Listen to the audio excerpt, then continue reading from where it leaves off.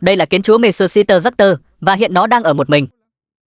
Không kiến thợ, nhưng tôi sẽ can thiệp ngay. Tôi có chuẩn bị một chiếc hộp thí nghiệm bí mật. Chắc chắn mẫu vật này sẽ thích. Cùng xem bên trong có gì nhé. Gói hàng ngày. Mất vài ngày mới tới phòng thí nghiệm, nhưng cuối cùng cũng ở đây rồi. Chính là trứng kiến. Và trong ống nghiệm này là 100 cá thể kiến thợ tương lai. Có vẻ như toàn bộ trứng đều nguyên vẹn. Đã đến lúc đưa cho kiến chúa.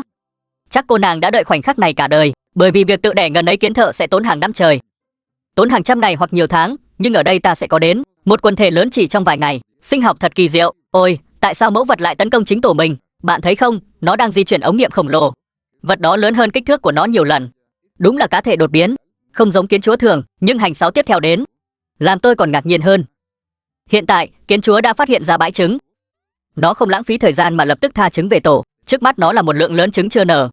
Nó ngỡ ngàng trước hiện tượng này và lập tức nhận ra một đội quân kiến thợ tương lai. Nó tiến đến chậm rãi nhưng kiên quyết, dùng càng ngoạm lấy một quả trứng, giống như đang cầm một báu vật vô giá vậy, rồi nhẹ nhàng đặt nó vào trong ống nghiệm. Đến ngày hôm sau, phép màu sự sống đã diễn ra. Ngay bên trong ống nghiệm này, kiến chúa đã chuyển toàn bộ trứng vào đó.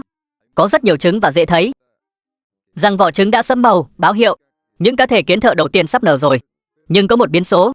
Không gian ống nghiệm đang quá chật chội, không còn đủ chỗ trống nữa.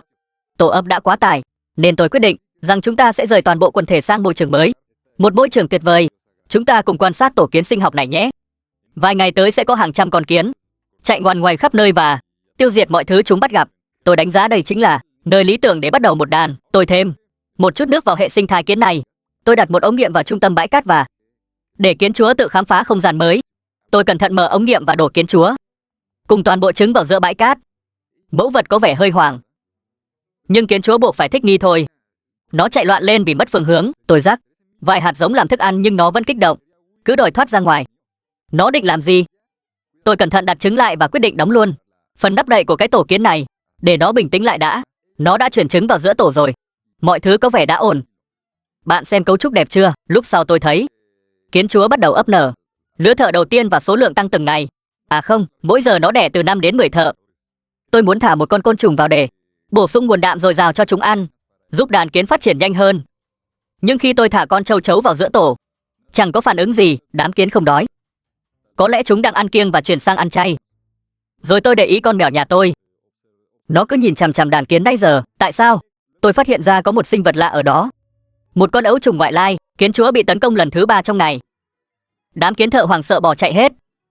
Nhưng kiến chúa thì nó bắt đầu phản công lại, quyết liệt tấn công ấu trùng. Nó lao ra sàn đấu ngay trên màn hình. Cùng xem kiến chúa lao lên. Ấu trùng đang tự vệ, nhưng con kiến to lớn này không dễ bỏ cuộc đâu. Nó quyết chiến với ấu trùng để bảo vệ trứng. Tuyệt vời. Thật kinh ngạc. Một trận chiến hoành tráng. Kiến chúa không đời nào lùi bước, bỏ mặc tổ cho sinh vật sắc sực xâm phạm lãnh thổ. Chúng tôi đã quan sát nhiều ngày kể từ lúc siêu thuộc địa kiến này được thiết lập. Và đây, hãy cùng tôi phân tích thứ này. Những quả trứng ong thật hoàn hảo. Chúng sẽ sớm phát triển thành ong, sẽ nở thành những ong thợ mới. Còn đây là một gã khổng lồ. Kiến linh tương lai nhận nhiệm vụ bảo vệ cả đàn. Với cặp hàm lực lưỡng, nó thử sức nghiền nát những loại hạt cứng, bởi vì giống kiến này sống phụ thuộc vào chúng, chủ yếu tại các thảo nguyên khô cằn. Chúng thu thập và ăn phần lớn số hạt này, biến toàn bộ tổ của mình thành một nhà kho ngầm khổng lồ. Chúng tha hạt về, cất giữ trong các buồng chuyên biệt, rồi nghiền nát thành một dạng hỗn hợp nhão dinh dưỡng. Cảm ơn đã xem, hẹn gặp lại.